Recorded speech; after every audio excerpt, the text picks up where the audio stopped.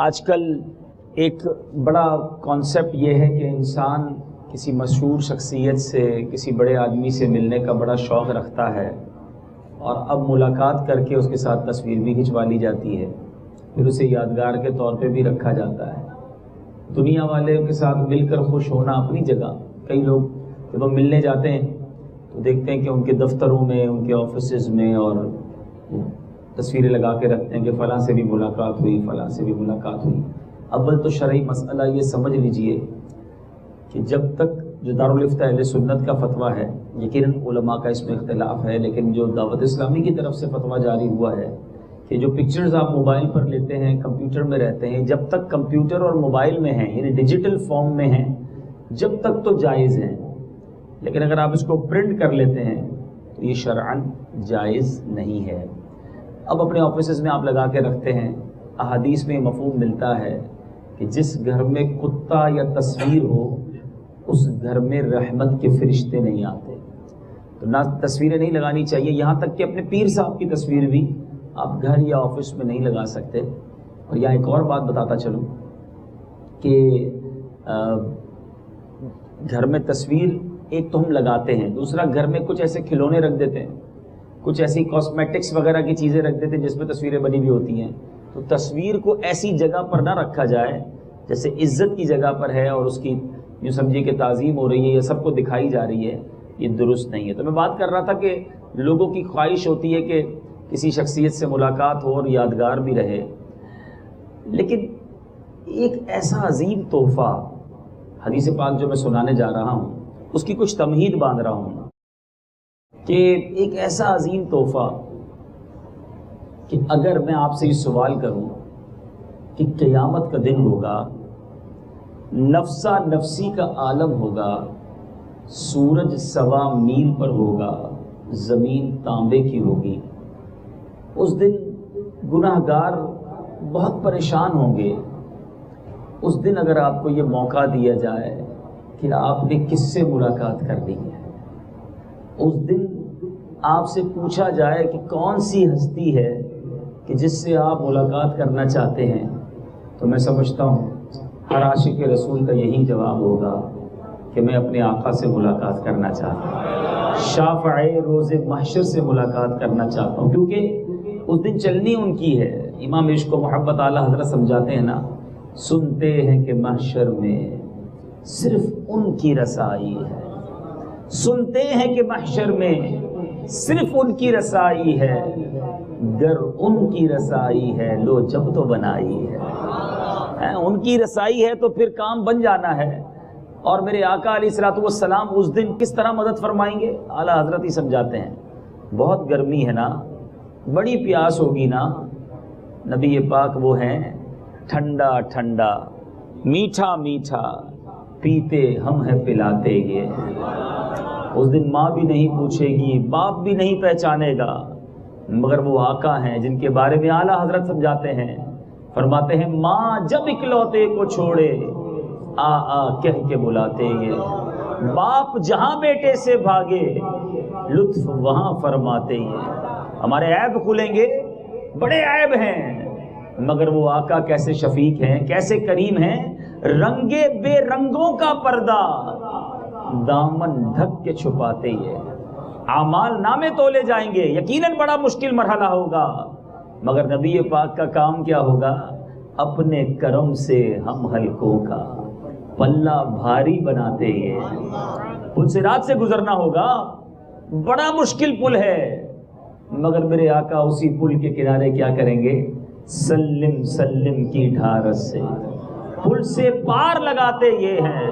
یعنی کون سی مشکل ہوگی جس پہ نبی پاک علیہ الصلوۃ والسلام ہماری مدد نہیں کریں گے۔ اعلیٰ حضرت کیا پیاری بات لکھتے ہیں، اپنی بنی ہم آپ بگاڑے ہیں، بنی بات کو خود ہی بگاڑ رہے ہیں نا گناہ کر کے، اپنی بنی ہم آپ بگاڑے، کون بنائے بناتے یہ۔ اچھا اس دن ملاقات ہو جائے کسی کی نبی پاک علیہ الصلوۃ والسلام سے تو بیڑا ہی پار ہو گیا نا، سرکار ہی مل گئے تو پھر تو سارے مسئلے حل ہو جانے ہیں صلی اللہ تعالیٰ علیہ وسلم۔ اب سنیں غور سے حدیث پاک کہ درود پاک کتنا بڑا تحفہ ہے۔ سرکار دو عالم صلی اللہ تعالیٰ علیہ وسلم نے فرمایا، القول البدی میں یہ حدیث موجود ہے، من صلی علی فی یوم 50 مرہ صافحتہ یوم القیامہ، میرے آقا فرماتے ہیں جو دن بھر میں مجھ پر 50 مرتبہ درود پڑھے گا، قیامت کے دن میں اس سے مصافحہ کروں گا، صرف 50 مرتبہ۔ اور نعمت کیا مل رہی ہے؟ کونین کے والی صلی اللہ تعالیٰ علیہ وسلم سے مصافحہ کرنے کی سعادت مل جائے۔ یہ آقا وہ ہیں جو ٹچ کر جائیں نا، جو مس کر جائیں، کیا بات ہے۔ ایک صحابی رسول رضی اللہ تعالیٰ عنہ، غالباً حضرت انس رضی اللہ تعالیٰ عنہ کے پاس ایک رومال تھا، جب وہ رومال میلا ہو جاتا نا تو آپ دھوتے نہیں تھے، اس رومال کو آگ میں ڈال دیتے، وہ سارا میل جل جاتا، رومال واپس صاف ستھرا باہر آ جاتا۔ تو کسی نے پوچھا حضور یہ کون سا طریقہ ہے میل صاف کرنے کا، آپ دھوتے نہیں آگ میں ڈالتے، جلتا نہیں ہے؟ فرمایا ایک بار نبی پاک علیہ الصلوۃ والسلام میرے گھر تشریف لائے تھے، اس رومال سے، اس کپڑے کے ٹکڑے سے اپنا ہاتھ لگایا ہے، وہ دن ہے، آج کا دن ہے، رومال پر آگ اثر نہیں کرتی ہے۔ ارے رومال پر آگ اثر نہیں کرے گی، امتی سے ہاتھ ملائیں گے، اس پر جہنم کی آگ کیسے اثر کرے گی؟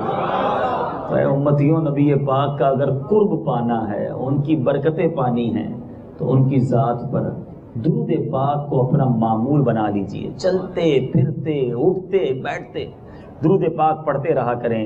امیر اہل سنت نے مدنی انعامات میں ہمیں بڑا پیارا، ایک اسلامی بہنیں بھی سن رہی ہیں، ان کے لیے بھی مدنی انعام ہے، اسلامی بھائیوں کے لیے بھی مدنی انعام ہے کہ روزانہ کم از کم 313 مرتبہ درود پاک پڑھ لیا جائے۔ تو 313 کا عدد بھی بڑا پیارا ہے، اصحاب بدر کی نسبت ہے، اور علماء کہتے ہیں جو 313 مرتبہ درود پاک پڑھ لے وہ کثرت کے ساتھ درود پاک پڑھنے والوں میں شامل ہو جاتا ہے۔ تو نیت کریں انشاءاللہ روزانہ کم از کم 313 مرتبہ درود پاک پڑھیں گے انشاءاللہ عز و جل۔ پیچھے پیارے اسلامی بھائیوں، آج چند موضوعات پر مدنی پھول پیش کرنے ہیں، کچھ اسلامی بہنوں سے بھی انشاءاللہ عرض کروں گا اور میرے بھائیوں سے بھی عرض کروں گا۔ مدینے کے سلطان رحمت عالمیان صلی اللہ تعالیٰ علیہ وسلم نے ارشاد فرمایا، بڑا پیارا واقعہ پیارے آقا علیہ الصلوۃ والسلام کی اس حدیث سے ملتا ہے کہ بنی اسرائیل کے ایک شخص نے دوسرے شخص سے 1000 دینار بطور قرض مانگے۔ اس نے کہا کہ تم کسی کو گواہ لے کر آؤ تاکہ وہ اس قرض پر گواہ بنے۔ قرض مانگنے والے نے کہا کہ اللہ کا گواہ ہونا کافی ہے۔ دوسرے شخص نے کہا پھر تم کسی کفیل کو لے آؤ۔ اس نے جواب دیا اللہ عز و جل کا کفیل ہونا بہت ہے۔ اس پر دوسرے شخص نے کہا کہ تم سچ کہتے ہو۔ پھر اس نے ایک معینہ مدت، ایک فکس ڈیٹ طے کر لی اور اسے 1000 دینار بطور قرض دے دیے۔ اب جو قرض لینے والا شخص تھا وہ اپنے کام سے دریائی سفر پر گیا اور اپنا کام مکمل کیا۔ اس کے بعد اس نے کشتی کی تلاش شروع کی تاکہ وعدے کے مطابق واپس پہنچے اور اپنا قرض ادا کرے، لیکن اسے کوئی کشتی نہ ملی۔ تب اس نے ایک لکڑی کو کھوکھلا کیا اور اس کے اندر 1000 دینار اور قرض خواہ کا نام ایک پرچے پر لکھ دیا اور اس کے کسی چیز سے لکڑی کا منہ بند کیا۔ پھر اس لکڑی کو دریا کے کنارے لا کر اس نے دعا کی، اے اللہ عز و جل تجھے خوب علم ہے کہ میں نے فلاں شخص سے 1000 دینار قرض لیے تھے، اس نے مجھ سے کفیل کا مطالبہ کیا تو میں نے کہا اللہ کا کفیل ہونا کافی ہے، اور وہ تیری کفالت پر راضی ہو گیا۔ اس نے مجھ سے گواہ لانے کا مطالبہ کیا، میں نے کہا اللہ کا گواہ ہونا کافی ہے، مولا وہ تیری گواہی پر بھی راضی ہو گیا۔ میں نے کشتی تلاش کرنے کی بہت کوشش کی ہے تاکہ یہ رقم اس تک پہنچاؤں، لیکن میں اس پر قادر نہ ہو سکا۔ اب یہ رقم والی لکڑی میں تیری امان میں دیتا ہوں۔ پھر اس شخص نے وہ لکڑی دریا میں ڈال دی۔ وہ شخص تو وہاں سے واپس آ گیا اور اس عرصے میں کشتی بھی تلاش کرتے رہا کہ کشتی مل جائے تو شہر واپس جائے۔ دوسری طرف قرض خواہ جو ہے وہ بھی دریا کے کنارے کھڑا تھا کہ یار ٹائم دیا تھا کہ واپس آ کر قرضہ دوں گا، شاید کشتی آ جائے۔ اب کوئی کشتی نہیں آ رہی۔ اب اسے دریا کے کنارے ایک لکڑی پڑی ہوئی نظر آئی۔ یہ حدیث پاک سنا رہا ہوں میں آپ کو۔ اس کو پتہ نہیں تھا کہ اس لکڑی میں 1000 دینار ہے۔ اس نے کہا لکڑی اچھی ہے، چلو اس کو جلانے میں کام آئے گی۔ وہ لکڑی اٹھا کے گھر لے گیا۔ جب اس کو چیرا جلانے کے لیے تو اندر سے 1000 دینار بھی ملے پیغام پر مشتمل پرچہ بھی ملا۔ چند دن بعد قرض لینے والا شخص دریا پار کر کے آیا اور 1000 دینار لا کر کہنے لگا اللہ کی قسم میں مسلسل کشتی تلاش کرتا رہا تاکہ تمہاری رقم وقت پر پہنچا سکوں، لیکن اس سے پہلے مجھے کشتی نہیں ملی۔ قرض خواہ نے اس سے پوچھا کیا تم نے میری طرف کوئی چیز بھیجی تھی؟ مقروض نے کہا میں جس کشتی پر آیا ہوں اس سے پہلے مجھے کوئی کشتی نہیں ملی جس پر میں تمہارے پاس آتا۔ قرض خواہ نے کہا بے شک اللہ عز و جل نے تمہاری وہ رقم مجھے پہنچا دی ہے جو تم نے لکڑی میں رکھ کر میرے پاس بھیجی تھی۔ چنانچہ وہ شخص جو دوسرے 1000 دینار دینے آیا وہ خوشی خوشی واپس لے گیا۔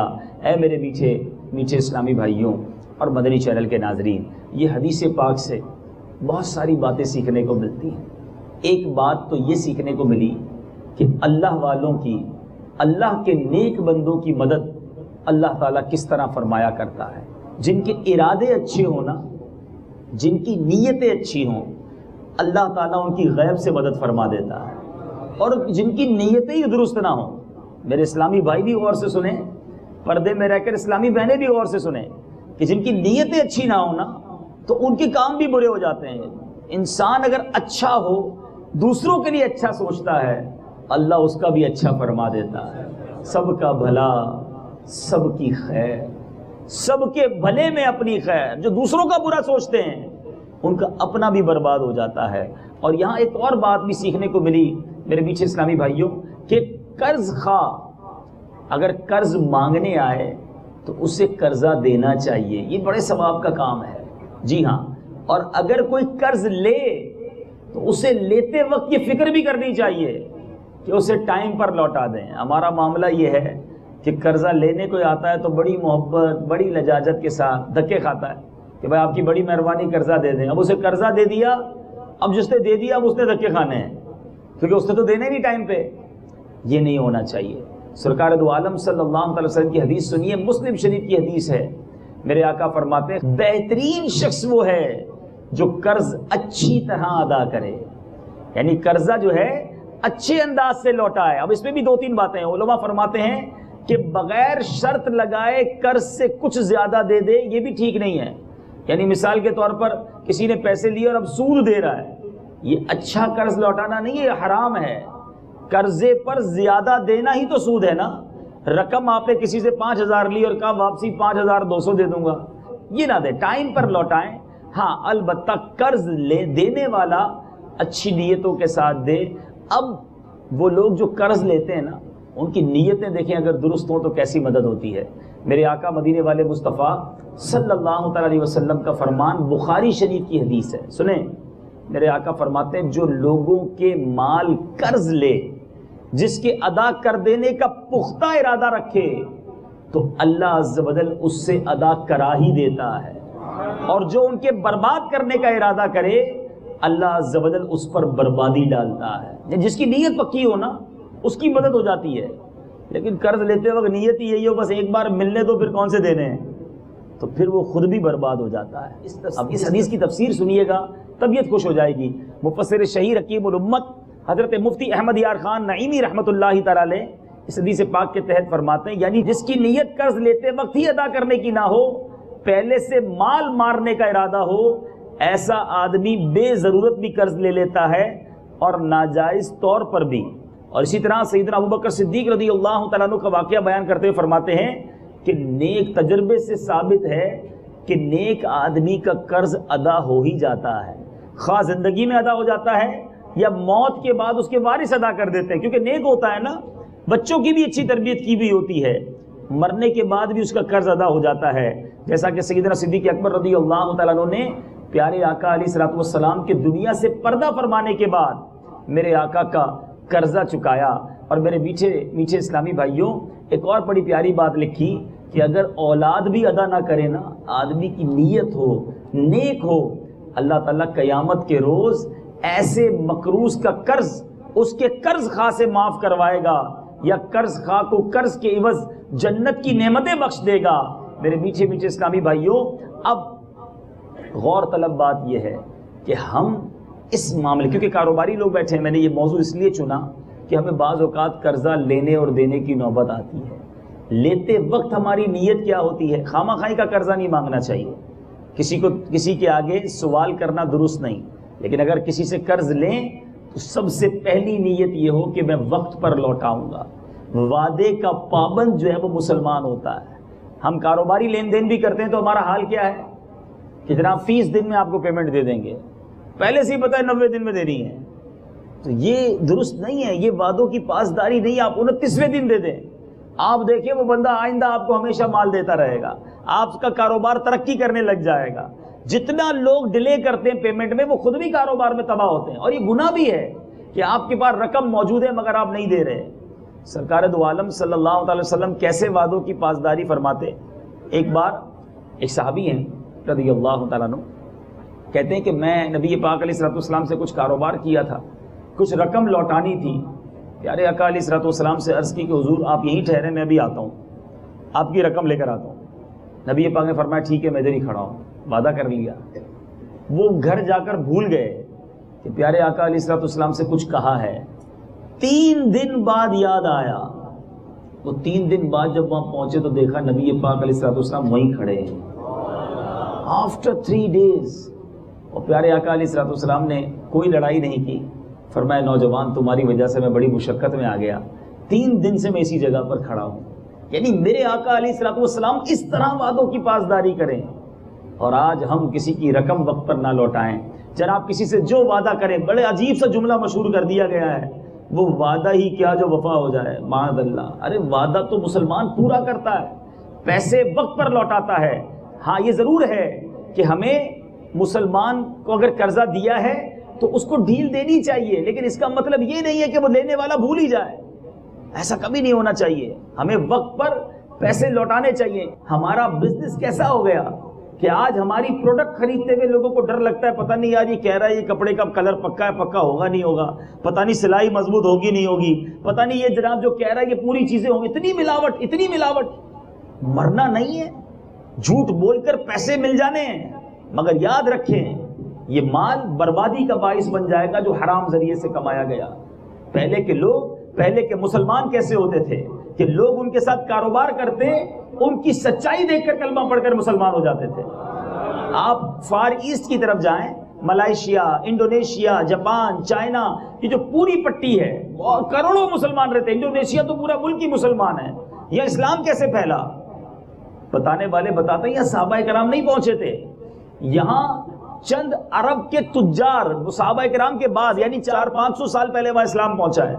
بیفور 500 years ago کچھ بزنس کرنے کے لیے عربی تاجر پہنچے تھے، فقط تجارت کرنے گئے تھے، مگر ان کی تجارت اتنی سچی تھی، ان کا ڈیلنگ کا انداز اتنا پیارا تھا، وہ تجارت بھی کرتے، نمازیں بھی پڑھتے، تجارت بھی کرتے، سچ بھی بولتے، تجارت بھی کرتے، وعدے بھی پورے کرتے۔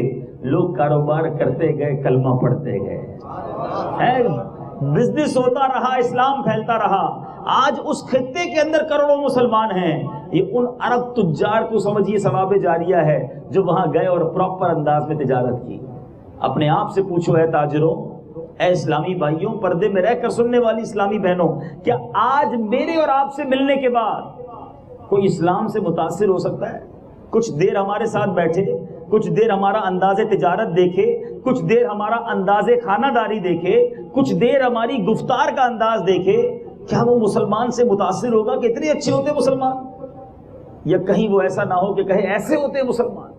غور کیجئے، ہمارا اٹھنا بیٹھنا، کھانا پینا، سونا جاگنا، ہماری باتیں، ہمارا انداز کیا نبی پاک علیہ الصلوۃ والسلام کی تعلیمات والا ہے؟ یا فقط ہم نے ایک ہی ذہن بنا لیا ہے کہ دنیا اچھی کرنی ہے، کاروبار بس بڑھتا چلا جائے، جیسے بھی بڑھے، مال آنا چاہیے، یہ نہیں پوچھو کیسے آنا چاہیے، حلال حرام بس ملنا چاہیے۔ یہ انداز درست نہیں ہے۔ ہمارے اسلاف اپنے مقروض مسلمانوں کے لیے کتنے اچھے ذہن رکھتے تھے۔ امام اعظم ابو حنیفہ رضی اللہ تعالیٰ عنہ کروڑوں حنفیوں کے امام ہیں، آپ دیکھیں امام اعظم بھی بہت بڑے بزنس مین تھے، ٹھیک ٹھاک کپڑے کا کاروبار تھا، مگر آج ان کی عبادتیں سن کر، آج ان کی ریاضتیں سن کر ہمارا سر ادب سے جھک جاتا ہے۔ آج تاجر کہتا ہے جناب مسجد میں آنے کا ٹائم نہیں ہے، کاروبار بھی تو کرنا ہے۔ امام اعظم کروڑوں کا کاروبار کرتے تھے، مگر فقہ کے امام بھی تھے، ان کے بزنس پہ اثر نہیں آتا تھا، اور ان کا ایٹیٹیوڈ کیا تھا کہ ایک بار حضرت سیدنا شفیق رحمۃ اللہ تعالی علیہ بیان کرتے ہیں کہ میں امام اعظم کے ساتھ بازار میں جا رہا تھا، میں نے ایک شخص کو دیکھا کہ وہ آپ کو دیکھ کر چھپ گیا، امام اعظم کو دیکھا اور دیکھ کر چھپ گیا، تو امام اعظم نے اس کو بلا کر وجہ پوچھی، تو اس نے کہا حضور میں نے آپ کے 10,000 درہم دینے ہیں، بہت ٹائم ہو گیا ہے میں نے آپ سے قرضہ لیا ہے، تنگ دستی کی وجہ سے دے نہیں پا رہا، مجھے شرم آئی کہ آپ دیکھیں گے آپ کے سامنے کیسے آؤں گا، پیسے دینے تھے نا اس نے۔ اللہ اللہ اللہ، امام اعظم ہیں، انہوں نے دیکھا کہ ایک مسلمان مجھ سے ڈر کر چھپ گیا، میرا قرضہ دینا ہے اس لیے میرے سامنے نہیں آیا، آپ نے فرمایا جاؤ میں خدا کو گواہ بناتا ہوں میں نے تیرا سارا قرضہ معاف کر دیا۔ ہم کہتے ہیں جناب میں تو وصول کر کے دکھاؤں گا، تیری ٹانگیں توڑ دوں گا، تیرا گھر برباد کر دوں گا، پیسے ٹائم پہ نہیں لایا تیری خیر نہیں ہے۔ ارے وہ اگلا کہہ رہا ہے میں پریشان ہوں، تھوڑا ٹائم دے دو نا۔ کسی پر شفقت کریں گے تو آپ پر شفقت ہوگی نا۔ روایتوں کا مفہوم ہے رحم کرو تاکہ تم پر رحم کیا جائے، معاف کرو تاکہ تمہیں معاف کیا جائے۔ آج ہم کہتے ہیں نہیں جناب، دونوں میں دیکھیں اسلام اتنا خوبصورت مذہب ہے، اتنا بریلینٹ مذہب ہے۔ پہلے میں نے قرض لینے والوں کو سمجھایا ہے، ذرا سنیے گا، میں نے حدیثیں وہ سنائی ہیں کہ جو قرض لینے والا وقت پر لوٹا ہے اس کو اجازت نہیں ہے کہ وہ ڈیلے کرے، بلکہ علماء فرماتے ہیں کسی نے کسی کے پیسے دینے اور ٹائم آ گیا ہے اور وہ نہیں دیتا، اس کے پاس پیسے ہیں یا اتنا سامان ہے جو بیچ کر دے سکتا ہے، اگر وہ نہیں دے گا تو ہر لمحے ایوری مومنٹ وہ گناہ کا اس کا میٹر جاری ہو جائے گا۔ اگر مجھے یہاں کوئی ایسے اسلامی بھائی اسلامی بہنیں سن رہے ہیں یا بعد میں مدنی چینل پر مجھے سنیں، اگر آپ نے کسی کا قرض دینا ہے تو دیر مت کرنا، ہر لمحہ گناہ کا میٹر جاری ہے، جا کر لوٹائیں۔ بلکہ بعض اوقات تو یہ ہوتا ہے کہ ہم کہتے ہیں اس کو یاد ہی نہیں ہے۔ بعض قرضے ایسے ہوتے ہیں جب کسی سے کوئی چیز لے لی اس کو یاد ہی نہیں ہے، کہتے چلو یاد نہیں ہے تو ہمارا ہی ہو گیا نا، اسے یاد نہیں ہے مگر کرامن کاتبین نے لکھا ہوا ہے، ایک ایک پیسے کا جواب دینا پڑے گا۔ اگر آپ کو یاد ہے لوٹائیے، بتائیے اس کو۔ کبھی کبھی حساب کتاب میں غلطی ہو جاتی ہے، ہوتا ہے نا ایسا، سامنے والا کہتا ہے آپ کے 5,000 روپے نکلتے ہیں، میں نے 5,000 روپے آپ نے دینے، ہم کہتے ہیں یار میرا حساب تو 10,000 بتا رہا ہے، چلو چھوڑو یار اس کا حساب 5,000 بتاتا ہے، 5,000 تو چیپٹر کلوز کرو۔ نہیں، اگر آپ کا حساب سچا ہے اور اس کے 10,000 نکلتے ہیں تو بتائیں اس کو کہ بھائی دوبارہ چیک کرو، آج لے لو مجھ سے قیامت کے دن کہاں سے دوں گا۔ ہمیشہ یہ خیال ہونا چاہیے۔ امام عشق و محبت اعلیٰ حضرت سمجھاتے ہیں جس نے کسی کے 3 پیسے جان بوجھ کر دبائے، سنو 3 پیسے، آج لاکھوں کروڑوں روپے لوگ ہڑپ کر جاتے ہیں، فرمایا کسی کے 3 پیسے دبائے، قیامت کے دن 700 مقبول با جماعت نمازیں دینی پڑ جائیں گی۔ 700 مقبول با جماعت نمازیں، کس وجہ سے؟ 3 پیسوں کی وجہ سے۔ آج تو جناب لاکھوں روپے کھائے ہوئے پتہ ہی نہیں ہے، اور بندہ کہتا ہے سامنے والے کو بھی یاد نہیں ہے، یا کچھ لوگ کہتے ہیں ہمارا سامنے والا بگاڑ ہی کچھ نہیں سکتا۔ ٹھیک ہے آج وہ غریب ہے، آپ کو کچھ نہیں کر سکتا، تھک گیا، چکر لگا لگا کر اس کا ذہن بن گیا کہ یار اب نے دینے ہی نہیں ہے، مگر کوئی ہے جو مظلوم کا ساتھی ہے۔ یاد رکھیے گا قیامت کے دن مظلوم کا ہاتھ ہوگا اور ظالم کا گریبان ہوگا، اور اللہ اس کا ساتھی ہوگا۔ اس دن ظالم برباد ہو جائے گا۔ آج دے دیجئے، لوٹا دیجئے، اپنا کچھ سامان بیچ کر دینا پڑے تو قرضہ دنیا میں ہی دے دینا، آخرت میں جواب نہیں دے سکو گے۔ لیکن آپ میں سے اگر کسی نے کسی کو قرضہ دیا ہے، سبحان اللہ، اسلام کیا مذہب ہے، کیا خوبصورت انداز ہے۔ سرکار دو عالم صلی اللہ تعالی علیہ وسلم کا فرمان سنیے، میرے آقا فرماتے ہیں ہر قرض صدقہ ہے، قرض دینا بھی صدقہ ہے۔ اور اس کی وجہ علماء فرماتے ہیں کہ ایک اور حدیث سنیے کہ شب معراج نبی پاک علیہ الصلوۃ والسلام فرماتے ہیں میں نے جنت کے دروازے پر لکھا دیکھا صدقہ 10 گنا اور قرض 18 گنا اجر رکھتا ہے۔ صدقہ 10 گنا اور قرضہ 18 گنا۔ تو میں نے کہا اے جبرائیل، قرض کے صدقے سے افضل ہونے کی وجہ کیا ہے؟ صدقہ تو ہم سب آج تک سنتے رہے کہ صدقہ دو 1 کا 10 ملے گا، اللہ راضی ہوتا ہے، بڑے فضائل ہیں۔ قرضے کا جو اجر ہے وہ صدقے سے زیادہ کیوں ہے؟ سبحان اللہ۔ جبریل امین نے عرض کی حضور اس لیے کہ سائل مانگتا ہے، بعض اوقات مانگنے والا، صدقہ مانگنے والا مانگتا ہے حالانکہ اس کے پاس مال موجود ہوتا ہے، جبکہ قرض لینے والا بلا ضرورت قرضہ نہیں لیتا. یعنی گویا وہ زیادہ ضرورت مند ہوتا ہے جب بھی قرضہ لیتا ہے. تو گویا پتہ چلا کہ ہمیں قرض دینے والے کو ثواب بڑا ملتا ہے. سرکار دو عالم صلی اللہ تعالی علیہ وسلم کا ایک اور فرمان سنیے, جو مسلمان کسی مسلمان کو ایک مرتبہ قرض دیتا ہے تو وہ ایسے ہوتا ہے جیسے 2 مرتبہ صدقہ کیا ہو. سبحان اللہ. میٹھے میٹھے پیارے اسلامی بھائیوں, قرض لینے والا قرض دینے والے کو کچھ مہلت دے, کچھ معاف کرے, تھوڑا ٹائم دے. اس کی فضیلت کیا ہے؟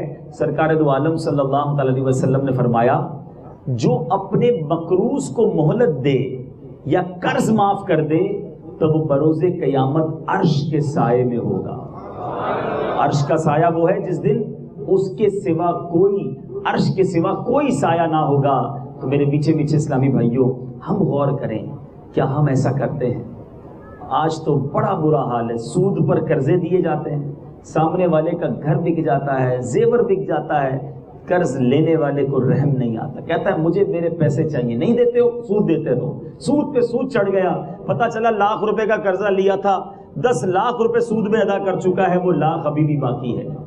ایسے سود پہ قرضہ لینے والوں, لینے والا بھی غلط کرتا ہے, دینے والا بھی غلط کرتا ہے. کیونکہ یہ جو ہے نا سود پر لین دین, یہ تو اتنا برا کام ہے کہ احادیث میں اس کو اللہ سے جنگ قرار دیا گیا. سوچیں, جو رب سے جنگ کرے گا وہ کہاں سے جیتے گا؟ بربادی ہونا ہے نا. جو سود کا کاروبار کرتا ہے توبہ کرے, ورنہ ایسا نہ ہو دنیا میں بھی برباد ہو جائے اور آخرت میں بھی برباد ہو جائے.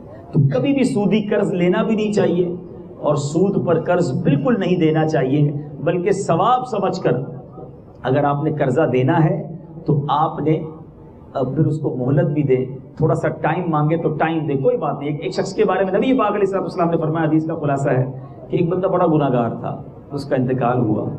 مرنے کے بعد کسی نے دیکھا کہ اس کی مغفرت ہو گئی. پیارے آقا علیہ السلام فرماتے ہیں, اس سے پوچھا گیا کہ کس وجہ سے تیری مغفرت ہوئی؟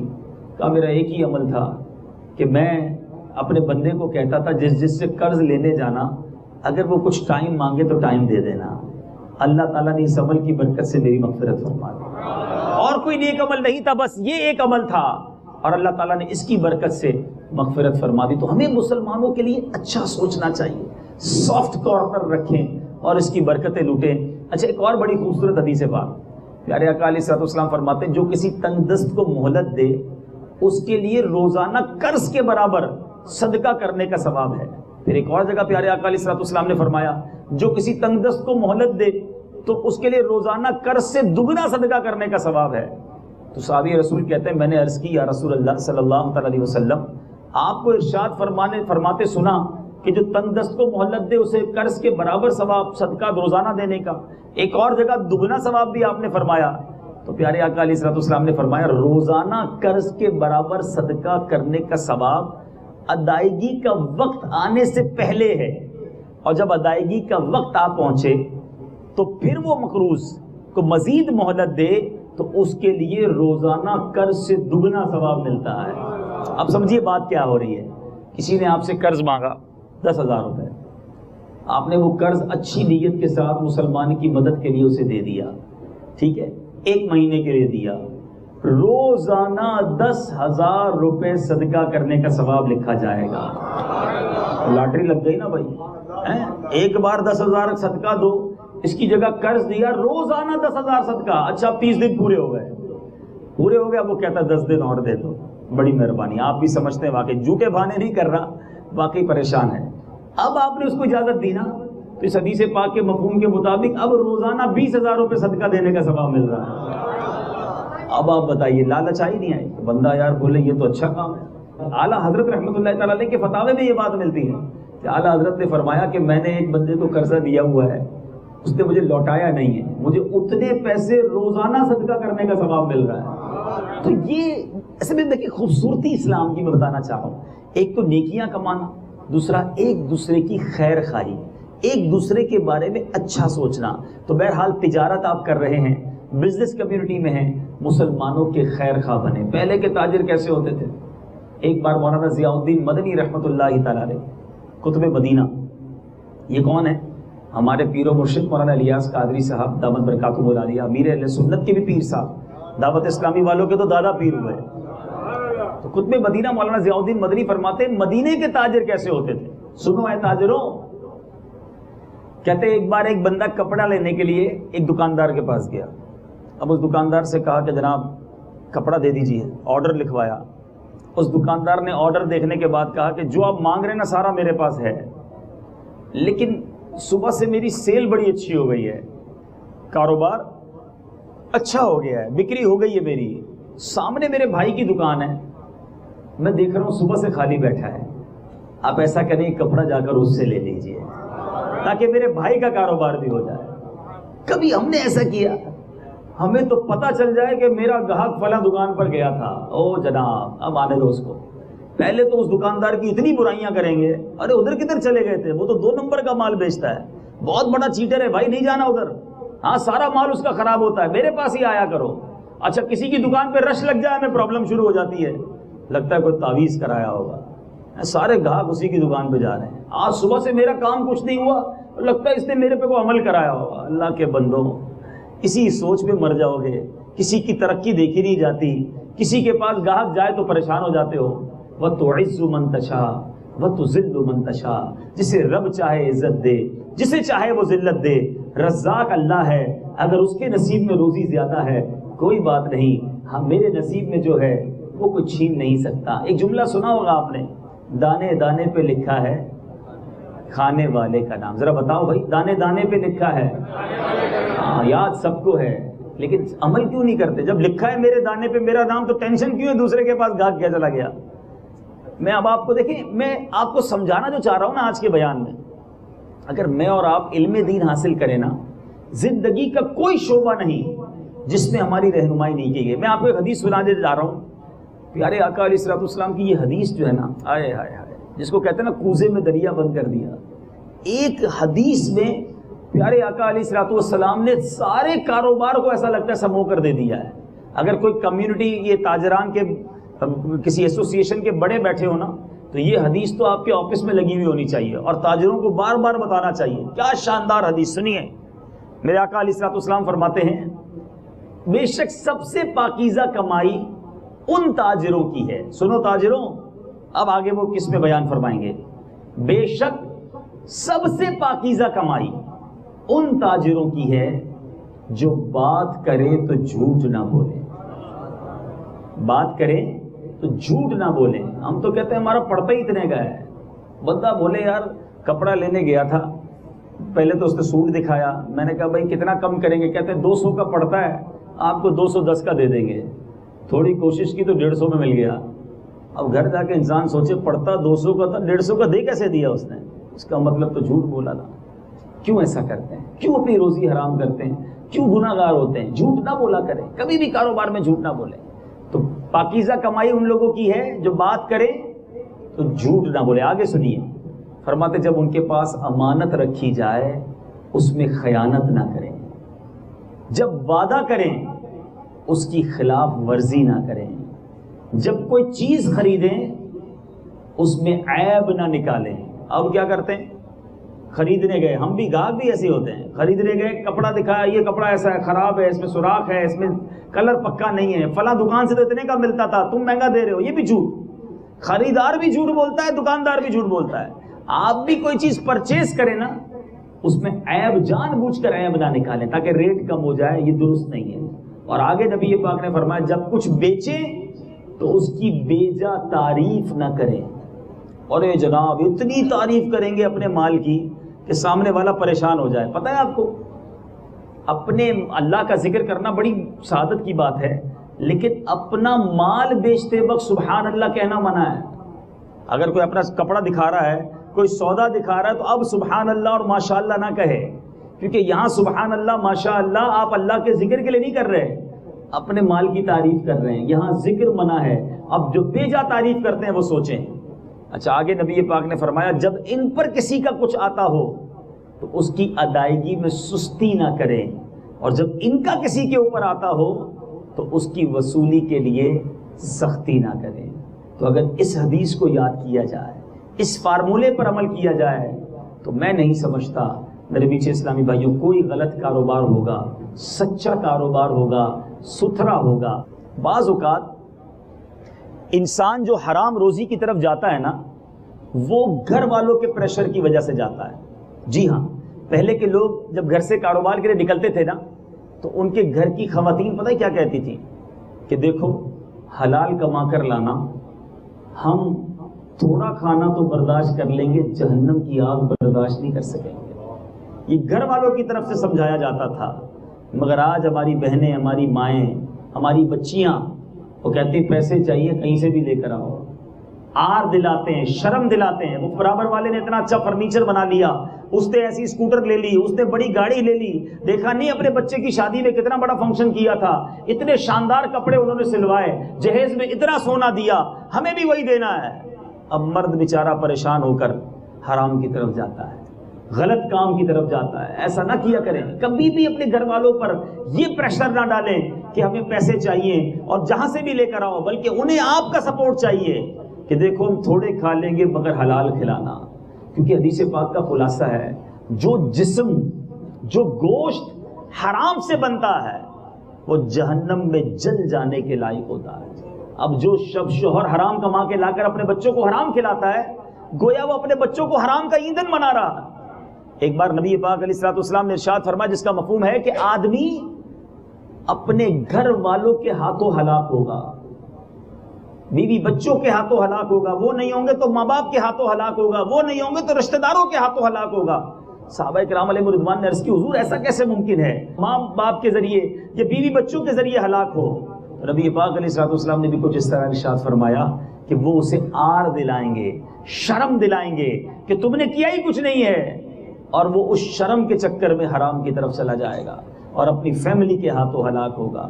تو فیملی کو بھی چاہیے، بعض اوقات یہ نہیں دیکھتے کہ بھائی کماتا کچھ نہیں تھا، اچانک بڑے پیسے آنا شروع ہو گئے، کوئی کہاں سے آئے پوچھو تو صحیح. یہ جو چوری ڈکیتی برے کاموں میں کام کرنے والے، جوئے کا کام کرنے والے، ان کے گھر والے کیوں نہیں پوچھتے؟ جب پہلی بار وہ اچھے اچھے تحفے لے کر، پیسے لے کر گھر پہنچا تو کوئی تو پوچھے کہ 10,000 تنخواہ تھی، یہ 20,000 روپے کدھر سے لے آئے؟ کہتے آ ہی رہے نا، آنے دو. اب ادھر سے روکا نہیں اور ادھر وہ بگڑا نہیں. ایسا نہ کیا کریں. اپنے گھر والوں کو بھی، آپ کی اسلامی بہنوں کی طرف سے بھی یہ سپورٹ ہونا چاہیے کہ وہ حلال ہی روزی کمائی جائے، ورنہ دنیا اور آخرت کی بربادی مقدر ہوگی. بہرحال میٹھے میٹھے اسلامی بھائیوں، پردے میں رہ کر سننے والی اسلامی بہنوں، چونکہ آج بزنس کمیونٹی کے لوگ یہاں موجود تھے تو کچھ کاروبار کے حوالے سے، قرض دینے اور لینے کے حوالے سے مدنی پھول پیش کیے. آخری مدنی پھول جو کہ ہم سب کے لیے ہے اور اسلامی بہنوں کے لیے بھی ہے، اور وہ یہ ہے کہ حدیث پاک کا خلاصہ ہے. میرے آقا فرماتے ہیں، تم میں سے بہترین وہ ہے جو اپنے گھر والوں کے ساتھ بہترین ہے. اپنے گھر والوں کے ساتھ بہترین ہے. اب بتائیے، آج کاروباری لوگ بیٹھے ہیں، اسلامی بھائی بھی بیٹھے ہیں، ٹھیک ہے نا، ہم اپنے کسٹمر کے ساتھ کیسے ہوتے ہیں؟ ارے ماشاءاللہ بڑے دنوں بعد آئے، آئیے بیٹھیے بیٹھیے، چائے پیئیں گے ٹھنڈا پیئیں گے؟ ارے ادھر بیٹھے، ادھر پنکھا ادھر ہے، یہ ہاں یا پنکھے کے نیچے بیٹھے ہیں، ہمارا گاہک ہے نا. اسلامی بھائی کیا کرتے ہیں؟ او نیا اسلامی بھائی آیا، ماشاءاللہ مرحبا، کیسے ہیں آپ، طبیعت کیسی ہے آپ کی، بڑے دنوں بعد ملاقات ہوئی، کہاں ہیں حضرت، نظر نہیں آ رہے آج کل مسجد میں، کب آئیں گے اجتماع میں، کتنے پیار سے ملتے ہو. بڑی اچھی بات ہے. گاہک کے لیے بھی محبت، باہر والوں کے لیے بھی محبت. یہی محبت گھر والوں کے لیے ہے، یہی پیار، یہی خلوص کیا اپنے ماں باپ کے لیے بھی ہے. کبھی اپنے ماں باپ سے اس طرح بات کی کہ امی آپ کیسی ہیں، ٹھیک ہیں، والد صاحب آپ ٹھیک ہیں، آپ کو کچھ پیش کروں میں، میرے لائق کوئی حکم ہو تو بتائیے. غور کریں کہ حدیث پاک تو یہ ہے کہ تم میں بہترین وہ ہے جو اپنے گھر والوں کے ساتھ بہترین ہے. ہم اپنے گھر والوں کے ساتھ کیسے ہیں؟ دنیا والوں کے لیے بڑے شفیق اور گھر کے اندر جا کر شیر ببر. ایسا نہیں ہے، گھر والوں کے ساتھ بھی شفیق رہنا ہے، ان کے لیے بھی مہربانی ہونی چاہیے، زیادہ ہونی چاہیے. نبی پاک علیہ الصلوۃ والسلام آگے سنی اس حدیث میں کیا فرماتے ہیں؟ تم میں بہترین وہ ہے جو گھر والوں کے ساتھ بہترین ہے. فرمایا سنو، میں تم سب سے زیادہ اپنے گھر والوں کے ساتھ اچھا ہوں. میرے آقا فرماتے ہیں. اچھا پڑھے سیرت مصطفیٰ صلی اللہ تعالی علیہ وسلم. گھر کا سودا سلف میرے آقا لے کر جاتے، اپنے گھر والوں کے ساتھ کھانا پکانے میں ہاتھ بٹاتے، بچوں کو کس طرح پیار کرتے تھے کہ حسنین کریمین کاندھوں پر سواری کرتے. اور آج ہمارا حال یہ ہے کہ گھر میں جائیں تو بچے ڈرنا شروع ہو جاتے ہیں سارے گھر میں. اب ایک سوال ہے کانپور والوں کہ آپ جب گھر میں جاتے ہیں، اپنے گھر میں جاتے ہیں، آج بھی جائیں گے نا، آج بھی جائیں گے تو ذرا ٹیسٹ کیجئے گا کہ یار میں جب گھر میں داخل ہوتا ہوں تو گھر والوں کی ٹینشن میں اضافہ ہوتا ہے یا گھر والوں کی راحت میں اضافہ ہوتا ہے؟ وہ مسکراتے ہیں میرے جاتے ہی یہ سب کو ٹینشن شروع ہو جاتی ہے یہ کدھر آ گیا، جلدی کھانا پکاؤ ورنہ خیر نہیں ہے، جلدی کپڑے استری کرو ورنہ ٹھیک نہیں ہوگا، چائے ٹائم پہ ملنی چاہیے، گرم ملنی چاہیے، ذرا سی ٹھنڈی ہو گئی تو ہم گرم ہو جائیں گے پھر۔ اب یہ غور کریں کہ آپ کے گھر میں جاتی اگر ایمرجنسی نافذ ہو جاتی ہے تو آپ گھر کے فرد ہیں یا انسپیکٹر ہیں؟ ذرا بتائیں نا، اپنے بارے میں سوچیں کہ یار میں گھر میں داخل ہوا، ایوری بڈی ان پرابلم، تو یہ تو میں پرابلم ہوں گھر کے لیے۔ یہ اسلامی بھائی اتنے سارے بیٹھے ہیں نا، کبھی 3 دن مدنی قافلے کے بعد گھر جائیں اور گھر والے کہ بس 3 دن کا ہی مدنی قافلہ تھا، 12 دن نہیں تھا، تو سمجھ جاؤ کہ بھائی آپ باہر رہتے ہیں تو وہ سکون میں رہتے ہیں۔ تو ایسا نہیں ہونا چاہیے۔ میں جب بھی گھر میں جاؤں ماں کہے میرا بیٹا آ گیا، بچے کہیں ابو آ گئے، بہن کہے بھائی آ گیا ہے، بچوں کی امی کہے میرا سرتاج آ گیا، ہر بندہ خوش ہو جائے، راحت میں اضافہ ہو۔ ہم ٹینشن کیوں بن گئے گھر والوں کے لیے؟ یہ اسلام نہیں ہے۔ ہم باہر والوں کے لیے راحت ہے، گھر والوں کے لیے ٹینشن ہے۔ حالانکہ اسلام یہ سکھاتا ہے کہ تم میں بہترین وہ ہے جو اپنے گھر والوں کے ساتھ اچھا ہے۔ بچے ڈر رہے ہوتے ہیں، باپ گھر میں جاتا ہے سو جاؤ ابو آ گئے، ابو آیا پولیس والا آیا ہے۔ بھائی بچے تو والد کے گھر میں جاتے ہی والد کو چپک جانے چاہیے تھے نا کہ ابو آئے۔ اب جس والد سے بچے چپک کر محبت سے پیش آئیں گے، اب اس والد کے لیے کتنا آسان ہے ان بچوں کی تربیت کرنا کہ بیٹا بیٹھو میرے ساتھ، بیٹے بھی بیٹھ جائیں گے، بچی بھی بیٹھ جائے گی، کھانا بھی نوالا کھلائے، 2 نوالے کھلائے اپنے بچوں کو، اور پھر کہے کہ بیٹا نماز پڑھا کرو، جھوٹ نہ بولا کرو، امی حضور کی بات مانا کریں۔ اب ایزی ہو گیا نا ٹیچ کرنا۔ آپ نے ٹینشن ہی اتنا کریٹ کیا ہے کہ ابو کے سامنے آتے میں ڈر لگ رہا ہوتا ہے۔ یہ امپیکٹ اچھا نہیں ہے۔ ایک بار حضرت عمر رضی اللہ تعالیٰ عنہ آپ ایک شخص کو گورنر بنایا، ایک شہر کا گورنر بنایا اور اس کی گورنری کی سند اسے دی، سرٹیفکیٹ دیا کہ جاؤ تم جا کر گورنر بن جاؤ۔ اتنی دیر میں ایک بچہ دوڑتا ہوا آیا، حضرت عمر رضی اللہ تعالیٰ نے اس بچے کو اٹھایا اور پیار کیا، بوسہ دیا۔ وہ نیا گورنر کہتا ہے حضرت آپ بچے کو بوسہ دیتے ہیں، پیار کرتے ہیں؟ آپ نے کہا ہاں بالکل پیار کرتے ہیں۔ کہتا ہے ہم تو نہیں کرتے۔ فرمایا اس کی گورنری کینسل کرو۔ جو بچے کو پیار نہیں کرتا وہ اپنی رعایا کو کیا پیار کرے گا؟ تو افسر اچھا اب یہ تو اسلامی بھائیوں سے بات کی نہ ہو سکتا ہے، یہاں بڑے بڑے کاروباری لوگ بیٹھے ہوں گے، آپ جناب فیکٹری چلا رہے ہیں، آپ بڑی بزنس چلا رہے ہیں، وہ گھر جا کر بھی فیکٹری چلانا شروع کر دیتے ہیں، کہتے ہیں پتہ نہیں اتنا بڑا کام کرتا ہوں، اب تمہارے کا بھی کام کروں، گھر کے بھی کام کروں۔ یاد رکھیں ہم افسر ہیں، نگران ہیں، بزنس مین ہیں، وہ باہر ہیں، گھر میں گھر والے ہیں۔ حضرت عمر رضی اللہ تعالیٰ نے بڑی پیاری بات فرماتے عوام میں قوم میں مرد بن کر رہو اور گھر میں بچہ بن کر رہو۔ ہم گھر میں مردانگی دکھانے جاتے ہیں، وہاں ایسا نہیں ہوتا، وہاں کوئی بات نہیں، آپ کبھی اپنی بچوں کی امی کو بھی پانی پیش کریں، اپنی والدہ کی بھی خدمت کریں، اپنے بچوں کی بھی خدمت کریں، کیونکہ وہ آپ کے محبت کے متمنی ہیں۔ وہاں جا کر روب جمانا شروع کر دیتے ہیں۔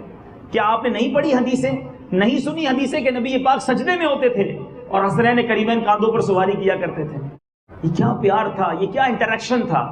تو خدا را اپنے گھر والوں کے لیے محبت۔ اچھا پھر اس میں بھی کیٹیگری ہے۔